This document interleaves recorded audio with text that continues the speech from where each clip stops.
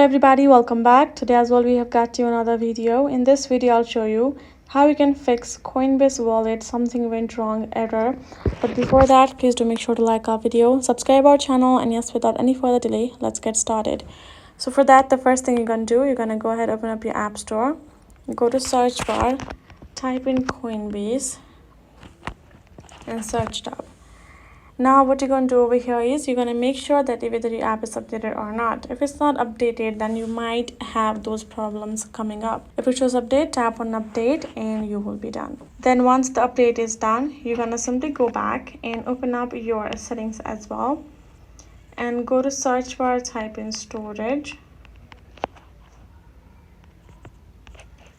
and from over here go over here at the bottom, tap on show all and choose your particular Coinbase app from over here. Then tap on Offload App, tap on Offload App. This way you will be able to simply remove all of the unnecessary cache files. Tap on Reinstall and it will be reinstalled as brand new without any errors because simply you have refreshed it. Now go ahead, open it up, enter your login details. So that is how you can do it. Hope this video was helpful to y'all. Thank you so much for watching, and yes, I'll see you guys in our next video.